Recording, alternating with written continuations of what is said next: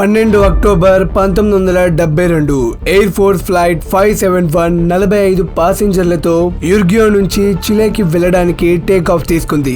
అంతా మంచిగానే ఉంది అనుకున్న టైంలో యాండీస్ అనే ప్రాంతంలో విపరీతమైన గాలుల వల్ల పైలట్స్ కి దారి కనబడడం లేదు. దానితో ప్లేన్ అక్కడున్న మంచు కొండని ఢీకొని ప్లేన్ ముందు భాగం మంచులో పడిపోయింది. కానీ అందులో చాలా మంది ప్యాసింజర్స్ ఇంకా బ్రతికే ఉన్నారు. కానీ వాళ్ళు ఇలాంటి ప్రాంతంలో ఉన్నారు ఎక్కడైతే ఒక్క రెస్క్యూ టీం కూడా రాలేదు. తినడానికి ఎక్కడ ఏమీ లేదు. ఎటువైపు చూసినా మంచు మాత్రమే కనబడుతుంది. కానీ వాళ్ళు అలాంటి పరిస్థితుల్లో కూడా 72 రోజులు సర్వైవ్ అయ్యి బయటపడ్డారు. సో ఫ్రెండ్స్, నేను మీకు ఈ వీడియోలో ఆ ప్లేన్ ఎలా ఆ కొండల్లో పడిపోయింది, ప్లేన్ పడిపోయిన తర్వాత ఆహారం సరిపడా లేకపోయినా ప్యాసింజర్స్ ఎలా 72 రోజులు బ్రతికారు, ఎందుకు వాళ్ళని అన్ని రోజుల పాటు ఏ రెస్క్యూ టీం కూడా కాపాడలేకపోయింది, వాళ్ళందరూ ఈ కఠినమైన పరిస్థితి నుండి ఎలా బయటపడ్డారు, మరియు ఈ ఇన్సిడెంట్ కి సంబంధించిన చాలా విషయాలను నేను మీకు ఈ వీడియోలో డీటెయిల్ గా చెప్పబోతున్నాను. అండ్ వీళ్ళు చేసిన ఈ సర్వైవల్ మీకు ఎంతో ఉత్కంఠాన్ని అండ్ ఆశ్చర్యాన్ని కలిగిస్తుంది. సో ఇంకా వీడియోని ఏమాత్రం ఆలస్యం చేయకుండా లెట్స్ గెట్ స్టార్టెడ్.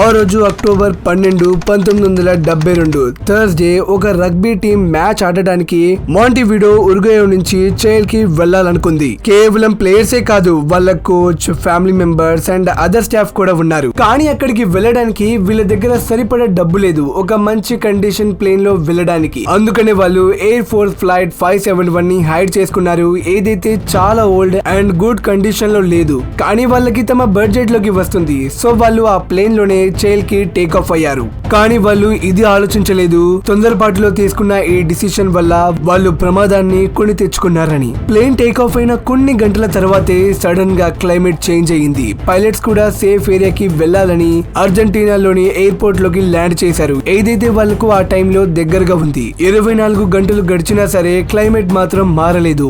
ఆ వాతావరణం ఒక విధంగా ఇది సూచిస్తుంది అది ఈ ప్లేన్ ద్వారా ప్రయాణం అనేది సేఫ్ గా ఉండదని. ఎందుకంటే ఈ ప్లేన్ కండిషన్ అంత పర్ఫెక్ట్ గా లేదు, అది ఆ వాతావరణాన్ని తట్టుకునే అంత. కానీ వాళ్ళకి చైల్ వెళ్ళడం కూడా చాలా ఇంపార్టెంట్, ఎందుకంటే వాళ్ళు ఆ మ్యాచ్ గెలుస్తారని ఆశలు పెట్టుకున్నారు. అందుకోసమే వాళ్ళు తుఫాను కొంచెం తగ్గిన తర్వాత మళ్ళీ ప్లేన్ లో చైల్ కి బయలుదేరారు. కానీ కొంత దూరంలోనే మళ్ళీ క్లైమేట్ ప్రమాదకరంగా మారింది అండ్ ప్లేన్ షేక్ అవ్వడం మొదలయ్యింది. అప్పుడు బ్యాడ్ వెదర్ కండిషన్ అండ్ లో విజిబిలిటీ కారణంగా పైలట్స్ కి అనిపించింది వాళ్ళ ముందు ఒక ఎయిర్పోర్ట్ ఉందని. అందుకనే వాళ్ళు ప్లేన్ హైట్ ని తగ్గించారు. కానీ తరువాత తెలిసింది అది అసలు ఎయిర్పోర్ట్ కాదు, 2 కొండల మధ్యలో ఉన్న ఒక ఖాళీ ప్రదేశం అని. పైలట్ యొక్క ఈ రాంగ్ ఎస్టిమేషన్ వలన ఈ ప్లేన్ కొండల మధ్యలో నుంచి వెళ్తుంది. పైలట్ ఈ తప్పుని గమనించి మళ్ళీ ప్లేన్ ని పైకి తీసుకుని వెళ్లాలనుకున్నారు. కానీ విపరీతమైన మంచు తుఫాన్ ఇలా అవ్వనివ్వలేదు. అప్పుడే ప్లేన్ వెనుక భాగం ఒక కొండను ఢీకొంది. దానితో ప్లేన్ తన బ్యాలెన్స్ ని కోల్పోయి కిందకు పడడం మొదలయ్యింది.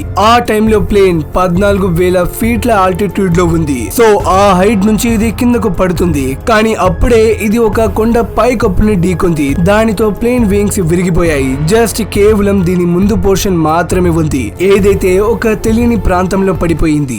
మీరు ఇది ఊహించను కూడా లేరు ఈ సమయంలో ప్లేన్ లో ఉన్న ప్యాసింజర్స్ కండిషన్ ఎలా ఉందో అని. ఇలా చెప్తున్నారు. ఎప్పుడైతే ఈ ప్లేన్ మంచులో పడిందో ఇందులో 18 మంది అప్పటికప్పుడే చనిపోయారు అండ్ మిగతా వాళ్ళకి పెద్ద పెద్ద భారీ గాయాలు అయ్యాయి. విరిగిపోయిన ప్లేన్, చెల్లాచెదురుగా పడి ఉన్న శవాలు, తెలియని ప్రదేశం, ఎక్కడైతే అంతా మంచు కొండలే మరియు వణికించే -22 డిగ్రీ సెల్సియస్ ఉష్ణోగ్రత.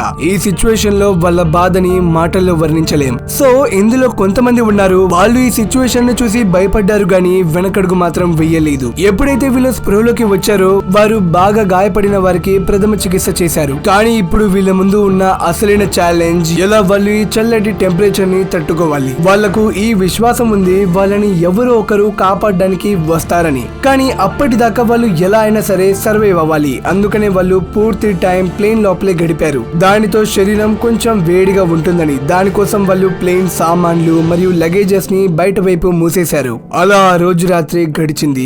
కానీ మరుసటి రోజు ఉదయం చలి కారణంగా 5 చనిపోయారు. ఇంకా 20 నుంచి 25 మంది మాత్రమే బ్రతికే ఉన్నారు. వాళ్ళు ఎలా అయినా సరే ఈ సిచ్యువేషన్ నుంచి బయటపడాలని రెస్క్యూ టీం కోసం ఎదురు చూస్తున్నారు. కానీ విధి కూడా వాళ్ళకి అనుకూలంగా లేదు. ఎందుకంటే మంచుతో కప్పబడి ఉన్న కొండల్లో ఒక తెల్లటి రంగు ప్లేన్ ని అక్కడ ప్రయాణించే ప్లేన్స్ చూడడం కష్టం. అండ్ ఆల్సో ఆ చోటులో ఎలాంటి జనసంచారం కూడా లేదు. ఇలా ఎవరో వస్తారనే నమ్మకంతోనే 10 రోజులు గడిచిపోయాయి. అండ్ ప్లేన్ లో ఏదైతే ఫుడ్ ఉందో దానితో కడుపు నింపుకున్నారు. కానీ మనుషులు ఇప్పటికీ కూడా చనిపోతున్నారు. ఎందుకంటే లిమిటెడ్ ఫుడ్ మరియు గాయాలకు సరైన ట్రీట్మెంట్ లేక కొంతమంది చనిపోతున్నారు. ఈ పరిస్థితిని చూసి అందరిలో బయటపడతామనే నమ్మకం క్రమక్రమంగా తగ్గిపోతుంది. ఇలా రోజులు గడుస్తూ పోయాయి.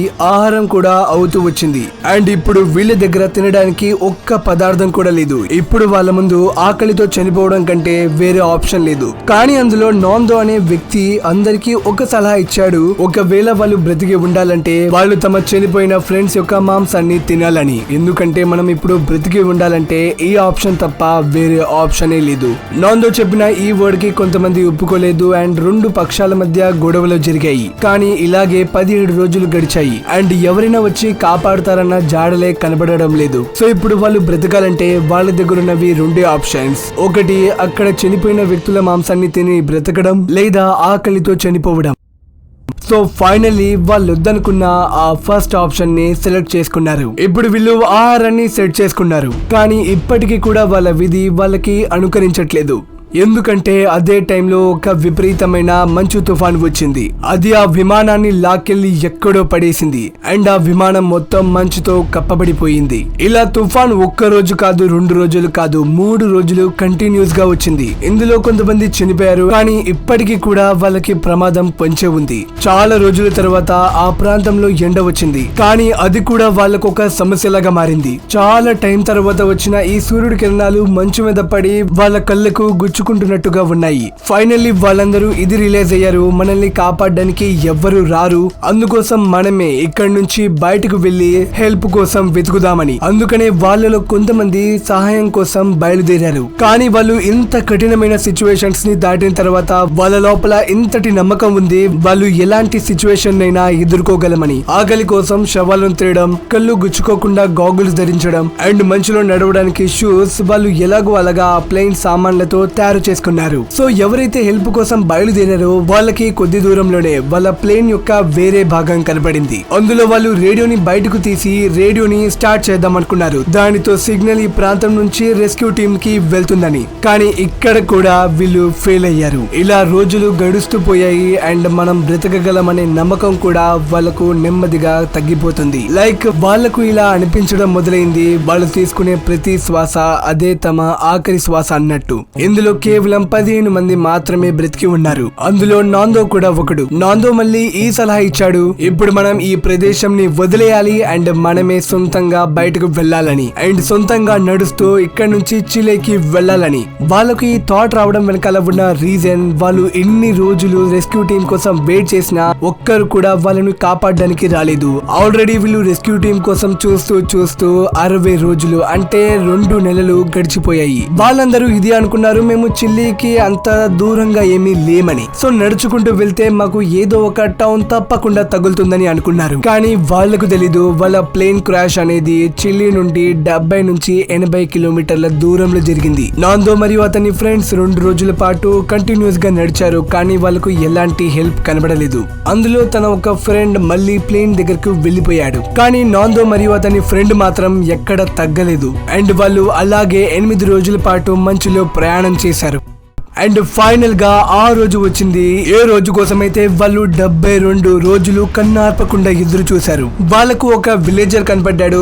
వాళ్ళు అతనికి అక్కడ జరిగిన సిచ్యువేషన్ మొత్తం ఎక్స్ప్లెయిన్ చేశారు. అండ్ ఆ విలేజర్ వాళ్ళకు ప్రామిస్ చేసి రెస్క్యూ టీమ్ ని పిలవడానికి వెళ్ళాడు. అండ్ చాలా సేపు తర్వాత ఒక మిలిటరీ టీం వాళ్ళను కాపాడడానికి వెళ్ళింది. నాందో మళ్ళీ ఆ మిలిటరీకి వివరించాడు తనతో అండ్ తన ఫ్రెండ్స్ తో ఏం జరిగిందో అని. అండ్ ఆల్సో వాళ్ళు ఎక్కడ అండ్ ఏ చోటులో ఉన్నారో కూడా క్లియర్ గా చెప్పాడు. సో ఫైనల్లీ నాందో చెప్పిన వివరాల ద్వారా మిలిటరీ ఆ ప్లేన్ క్రాష్ ప్రదేశానికి వచ్చి అక్కడున్న ప్యాసింజర్స్ ని కాపాడింది. తరువాత ఈ విషయం ప్రపంచం మొత్తానికి తెలిసింది. పూర్తి ప్రపంచం వీళ్ళ సర్వైవ్ ని చూసి ఆశ్చర్యపోయారు. కానీ కొంతమంది మాత్రం వీళ్ళు నరభక్షిలాగా మారడం అనేది తప్పు అని చెప్తున్నారు. కానీ అందరికి తెలుసు ఆ టైంలో ఆ సిచ్యువేషన్ లో వాళ్ళకున్నది అదొక్కటే ఆప్షన్, లేకపోతే వాళ్ళు ఇన్ని రోజులు బ్రతికి ఉండేవారే కాదు. సో ఈ సిచ్యువేషన్ లో నాందో మరియు అతని ఫ్రెండ్స్ ఏదైతే చేశారో అంతా వాళ్ళు సర్వైవింగ్ కోసమే చేశారు. సో ఫ్రెండ్స్, మీరు ఈ రియల్ సర్వైవల్ స్టోరీ గురించి ఏమనుకుంటున్నారు నాకు తప్పకుండా కింద కామెంట్ బాక్స్ లో చెప్పండి.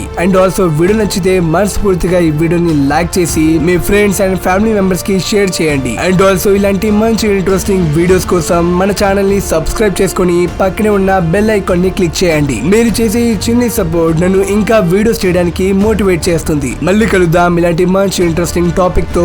Until then bye.